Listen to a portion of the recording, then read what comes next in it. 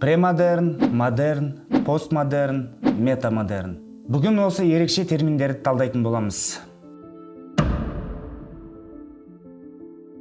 Жалпы әр дәуірде адамның ой өрісі дамыған сайын қоғамда өзгерістер болуы заңдылық. Жоғарыда айтып кеткен 4 термин әлемдегі өзгерістердің 4 сатысы деуге де болады. Алғашқысы премодерн, адамзаттың тылсым жаратылысқа деген діни тұжырымнан пайда болған ежелгі философия. Адамның Құдайға сенімі, жан-жақта болып жатқан неше түрлі құбылыстар мен өзгерістер тек қана Құдайдың қалауы деген тұжырым. Адам еш нәрсені өзгерте алмайды, Құдайдың шешімінсіз алға басу жоқ. Барлығы жаратқанның қолында. Бізбен тек қана Құдай деген түсінік 17 ғасырға дейін адамзатты билеп келді. Ал келесі саты модерн деп аталады. Ғылым пайда болып, билік жүргізе бастаған кезең. Бұл дәуірдегі өзгерістердің барлығы ғылымның дамуымен, адамның қалауымен жасала бастады. Ақыл мен сана толыққан сайын тәртіп пен заң пайда бола бастады. Әлем өзгерді, қоғамда адам билей бастады. Адамзат барлығын өзі шеше бастады. Модернизм дәуірінде қоғамда аңғалдық, шынайылық басым болды. Ақыл мен сана, үміт, тұрақтылық прогресске алып келді. Үшінші саты постмодерн. Достар, онда постмодернді талқылап көрейік. Постмодерннің негізгі алдыңғы дәуірді мойындамау, ескі идеяларды жою, бірақ орнына жаңа еш нәрсе қажет етпеу. Яғни тоқырау. Бір орнында тұру, ары қарай дамымау, тек өмірді жеңілдету, негізгі мәнін жою, яғни дамуды тоқтату. Постмодерн қоғамындағы адамдар өзгерісті қаламады. Адамзатқа жұмбақ дүние қалмады, барлығы ғылыммен дәлелденді. Алдыңғы буынның құндылықтары келесі ұрпаққа ақымақтық немесе ескілікті жою деген жалпы көзқарас пайда бола бастады. Постмодерн дәуірінде ғылым өрлеген сайын табиғи заңдылық жойылып, адамзаттың күйреуі белең бола бастады. Қатыгездік, тобырлық мәдениет, барды жоққа шығару, қирату, қайта құру тәрізді адамзатта жаңа әдеттер пайда бола бастады. Қазіргі кезде қоғамда болып жатқан көпшіліктің сүйікті ісіне айналған, барлығын келемеждеу, басқаның айтып кеткенін қайталау, немесе мойындамау, сілтеме жасау, осының бәрі постмодерндік дәуірдің соңғы кезеңінде жүргеніміздің дәлелі. Достар, постмодерннің 7 сипатымен сіздермен бөлісейін. Бірінші, жаңалық ашудың керегі жоқ, бұрынғыны қолданып керегін алу. Ескіге жаңа көзқараспен өзгеріс енгізу. Әлемді келемежге айландыру, сын көзбен тек теріс жағын насихаттау. Кез келген жазбаға сілтеме жасау арқылы иелену, өзіне шығармашылық табыс әкелу. Болған жағдайға немқұрайлы қарау, сөзбен ғана пікір білдіру.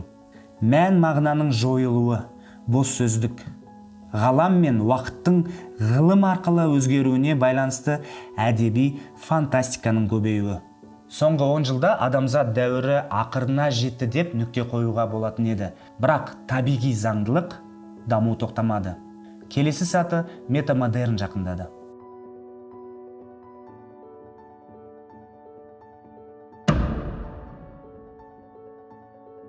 Бұл дәуір адамзаттан тек шынайылықты талап етеді.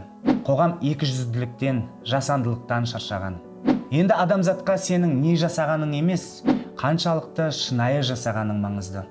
Бұл дәуірде ғылым мен тоқырауды болашаққа дұрыс бағыттайтын қоғам келеді. Шынайылыққа, ақиқатқа, шындыққа бастайтын жаңашылдыққа бастау алады. Соңғы кезде біздің қоғамда неше түрлі жағдайлар болып жатыр. Соған байланысты сізде мынандай ой тууы мүмкін. Адамдар есінен ауыса бастады деген. Ол метамодерн дәуірінің бастамасы. Метамодерн қоғамға 8 құбылыс алып келді. Бірінші ол тербеліс, әлемнің даму заңдылығы.